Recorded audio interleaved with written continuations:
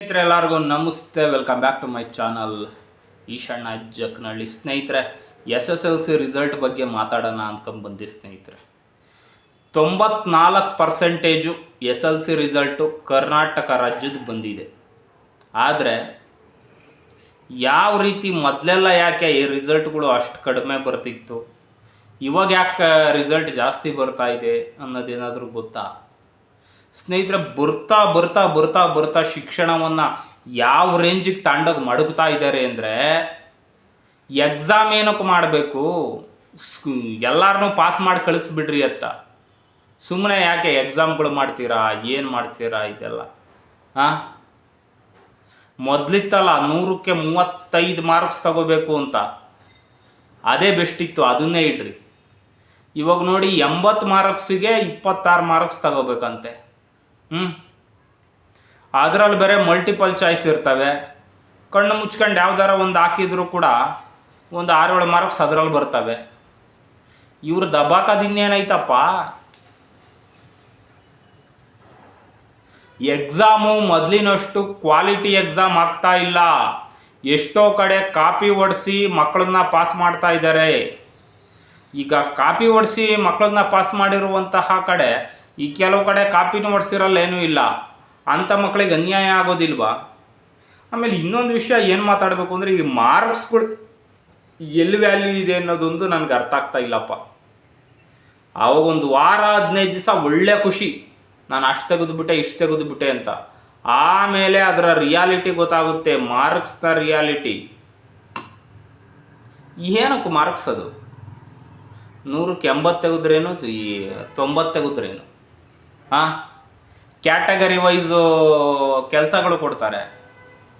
ಹಾಂ, ಅದೆಲ್ಲ ಕೇಳಕ್ಕೆ ಹೋದರೆ ಓದೋದು ಕೆಲಸ ತಗೊಳಕ್ಕಲ್ಲ ರೀ, ನಾಲೆಡ್ಜ್ಗೋಸ್ಕರ ಅಂತ. ಆ ನಾಲೆಡ್ಜ್ ತಗೊಂಡೇನು ಮಾಡೋಣ, ಏನಕ್ಕೂ ಉಪಯೋಗ ಇಲ್ಲದ ಉಪ್ಪಿನಕಾಯಿ.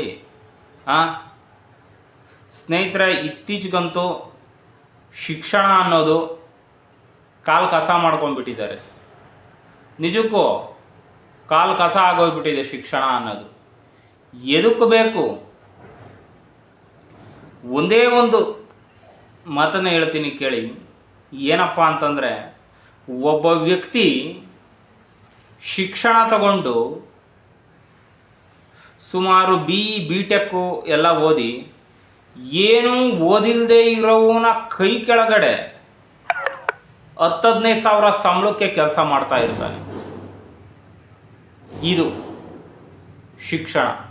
ಸ್ನೇಹಿತರೆ, ಬದುಕಿಗೆ ಶಿಕ್ಷಣ ಅಗತ್ಯವಾಗಿದೆ, ಆದರೆ ಶಿಕ್ಷಣವೇ ಬದುಕಲ್ಲ. ಶಿಕ್ಷಣ ಇಲ್ದಿದ್ರೆ ಏನೋ ಒಂದು ಆಗಿಬಿಡುತ್ತೆ ಅಂದ್ಕೋತಿರಲ್ಲ, ಅದು ತಪ್ಪು. ಎಷ್ಟೋ ಮಕ್ಕಳನ್ನ ನಾನು ನ್ಯೂಸ್ಗಳು ನೋಡ್ತಾ ಇದ್ದೆ, ಸೂಸೈಡ್ ಮಾಡ್ಕೊಂಡು ಸತ್ತೋಗಿದ್ದಾರೆ. ಏನಂತ? ನಮ್ಮ SSLCನಲ್ಲಿ ನಂದು ಫೇಲ್ ಆಗಿದೆ ಅಂತ ಹೇಳಿಬಿಟ್ಟು, ಅಥವಾ ಕಡಿಮೆ ಮಾರ್ಕ್ಸ್ ಬಂದಿದೆ ಅಂತ ಹೇಳಿಬಿಟ್ಟು. ಇದಕ್ಕೂ ಬೇಕ್ರಿ ಮಾರ್ಕ್ಸ್ಗಳು. ನಿಜಕ್ಕೂ ಪೋಷಕರು ಮೊದಲು ಇದನ್ನು ಕಂಟ್ರೋಲ್ ಮಾಡಬೇಕು. ಮೊದಲು ಪೋಷಕರೇ ಯಾವಾಗಲೂ ಹೊರೆ ಹಾಕ್ತಾರೆ ಹುಡುಗರ ಮೇಲೆ. ಅಷ್ಟು ಮಾರ್ಕ್ಸ್ ತಗೋ, ಇಷ್ಟು ಮಾರ್ಕ್ಸ್ ತಗೋ, ಇಷ್ಟು ಮಾರ್ಕ್ಸ್ ತಗೋ, ಅಷ್ಟು ಮಾರ್ಕ್ಸ್ ತಗೋ. ಮಾರ್ಕ್ಸ್ ತಗೊಳ್ಳಿಲ್ಲ ಅಂದ್ರೆ ಮುಂದೇನೋ ಆಗಿಬಿಡುತ್ತೆ. Marks is not in your life. Marks is only for number inside of marks card. Marks ಅನ್ನೋದು, ಅಂಕಗಳು ಅನ್ನೋದು ನಿಮ್ಮ ಅಂಕಪಟ್ಟಿಯೊಳಗಿನ ಅಂಕಗಳಷ್ಟೇ ವಿನಃ, ಸಂಖ್ಯೆಗಳಷ್ಟೇ ವಿನಃ ನಿಮ್ಮ ಬದುಕನ್ನು ಬದಲಾಯಿಸತಕ್ಕಂತಹ ನಂಬರ್ಗಳಲ್ಲ.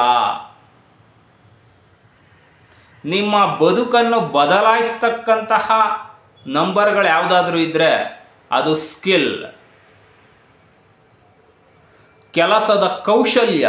ಆ ಕೌಶಲ್ಯವನ್ನು ಬೆಳೆಸ್ಕೊಂಡಾಗ ಮಾತ್ರನೇ ನಿಮ್ಮ ಜೀವನದಲ್ಲಿ ಬದಲಾವಣೆ ಆಗಲಿಕ್ಕೆ ಸಾಧ್ಯನೇ ಹೊರತು ಅಂಕಗಳು ಅನ್ನೋದು ನಿಮ್ಮ ಜೀವನವನ್ನು ಬದಲಾಯಿಸಲ್ಲ ಅಂತ ಹೇಳ್ತಾ ಈ ಒಂದು ವಿಡಿಯೋವನ್ನು ಮುಗಿಸ್ತಾ ಇದ್ದೀನಿ.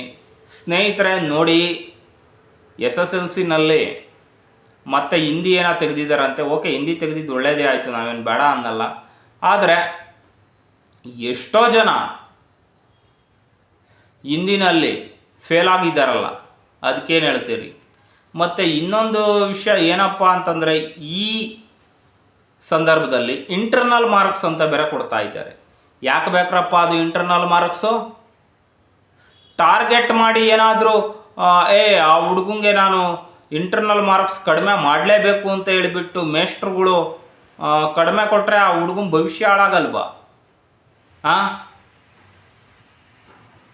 ಯಾಕೆ ಬೇಕು ಇಂಟರ್ನಲ್ ಮಾರ್ಕ್ಸ್ ಇಡೋದು? ಇದೆಲ್ಲ ಮೊದಲೇ ಯಾವುದು ಇಂಟರ್ನಲ್ ಮಾರ್ಕ್ಸ್ ಇರಲಿಲ್ಲ ರೀ.